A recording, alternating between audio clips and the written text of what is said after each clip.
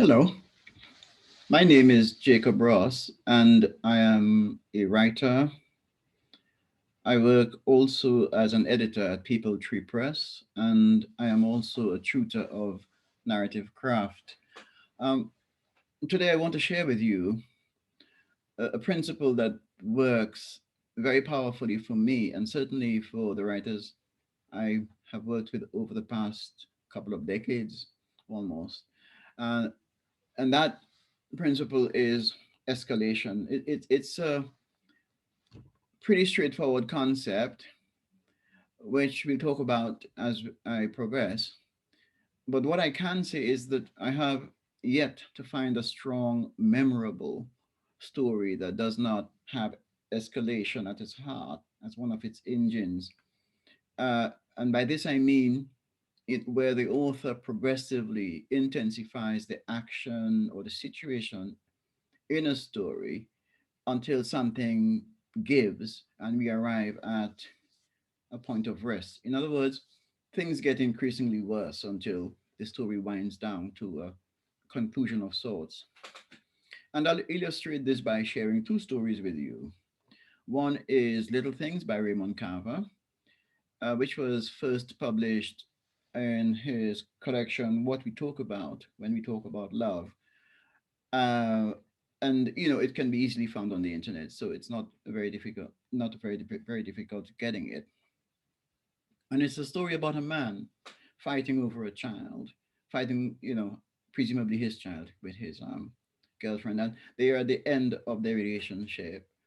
And the second story is Moonlight by Olive Senior from her collection The Pain Tree. She is also a fascinating writer. She comes from She's a Jamaican Canadian. She lives in Canada but was born in Jamaica. And the reason why I chose these two excellent stories is because these writers come from such different cultural spaces. They have such different stories, uh, different perspectives that it's worth comparing them. And you will notice that each is using the identical strategy to give these stories their power and their strength. And I'll show you the difference also because I think that's quite important. But before I move on, what I want to say is that the short story is characterized by singularity. There are exceptions, but most powerful short stories, are highly concentrated. I have elsewhere compared the short story to a shot of vodka, whereas the novel is more like a cocktail. It's a bigger, more complex thing. But a short story has singularity, and by this I mean a single dominant character negotiating his or her way, physically or emotionally, or both, out of a singularly stressful situation, and of course, with a singular outcome or singular point of rest. One leaves a short story with a kind of dominant sensation or idea or feeling or thought or lesson. And the first story I'm going to share with you, as I said, is Raymond Carver's. Let's have a look at Raymond Carver's Little Things.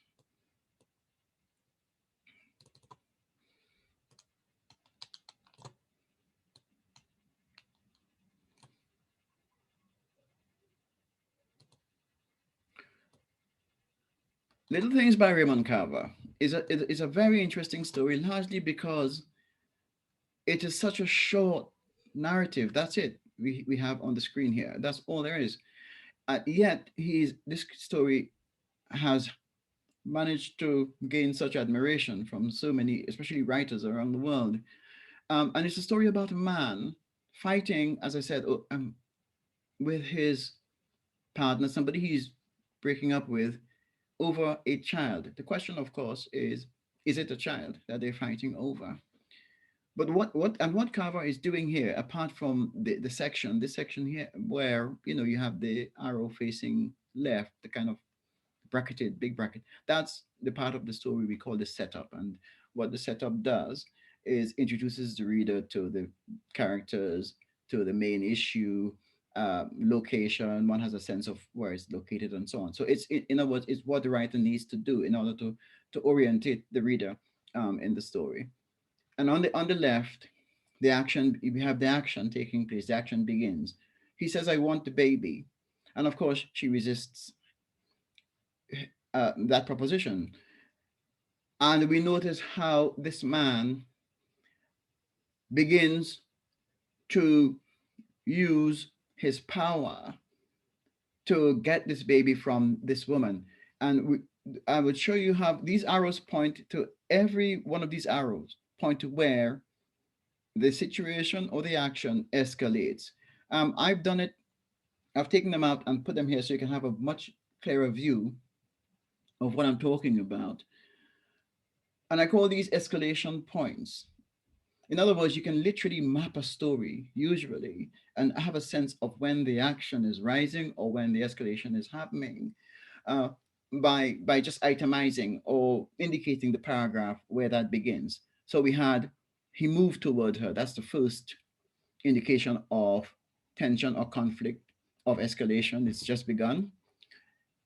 Two paragraphs down, we have, he tightened his hands on the baby. And of course, the woman is resisting. And then he crowded her into the wall, following which he worked on her fisted fingers because she's holding the child very tightly. And of course, finally, he gripped the screaming baby, and of course, she's not going to let go.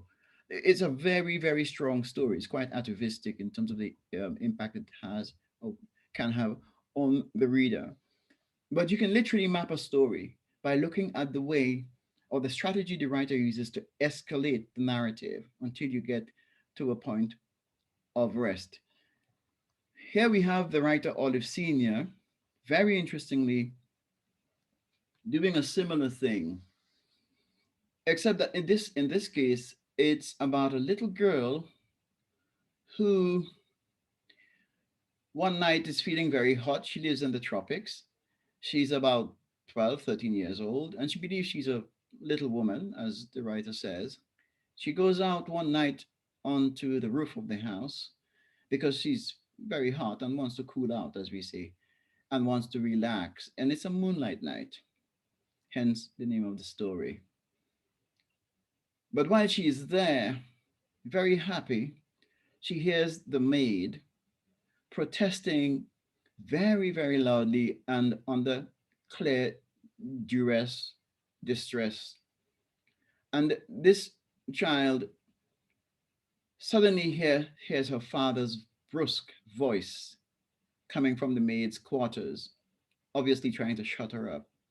So she becomes suddenly aware that her father is doing something pretty awful and transgressive to this maid who is fighting him back.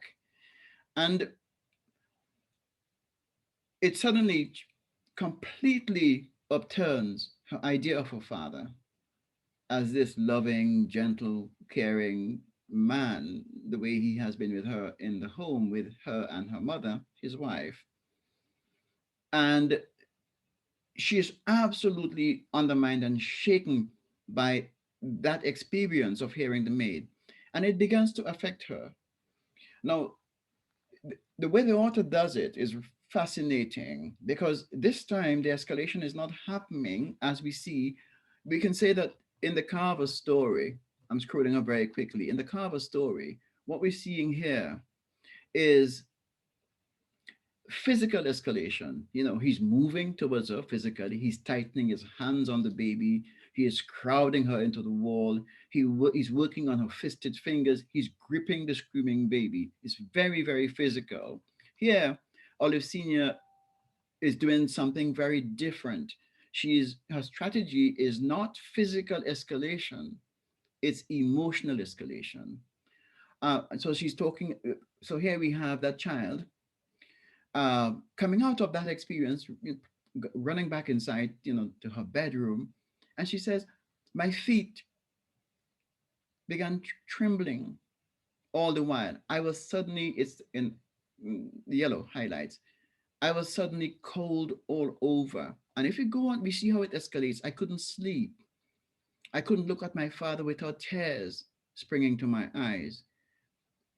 I started to look away. It gets worse. I stopped eating. And it gets even worse. When moonlight came again, I didn't feel like going outside. I didn't even go to the window. I wrapped myself in the sheet from head to toe so I couldn't see anything and suffered from the heat. I began to feel fearful. I cried, and it goes on and on. And this the writer is throughout the story, as the story progresses, escalating, enhancing, intensifying the emotional experience of the child. So you can do it both ways: the Carver way or the Olive Senior way, or indeed you can combine them. But they are very powerful techniques, and sometimes the escalation isn't all that overtly dramatic. There are very quiet stories that possess that same dynamics, that same dynamism, that same kind of energy, and it's because the author is very systematically, very quietly escalating the narrative. If there is one thing I want to say to you before I leave, is that Carver's story teaches us something also about character. When you read Little Things by Raymond Carver, it becomes very clear that this author is not giving you a physical description, a visual, as we say, of the characters. What we know about them is what they're saying to each other. We have a sense of one, the situation, and we have a sense of the kinds of people that they are. Our imagination fills in the rest. Yet, they are memorable characters, even though we don't see them, we only hear them. We don't have a sense. It's a man and it's a woman. They have no name in the story. Yet these characters really punch through the pages. And the question is why? It is because of a very important principle that I kind of become quite evangelical about. It's a character, essential character is not judged so much by the way a character looks, by their physicality and all of it. Characters are judged by what they do on the page. It doesn't matter what a character says about himself or herself. It doesn't matter how he or she pretends to be the kind of person that he or she thinks that he or she is. It is what they do, it's a character's actions that reveal who they really are. So that's it. And thank you very much. I hope you found this useful. Thank you. Bye bye.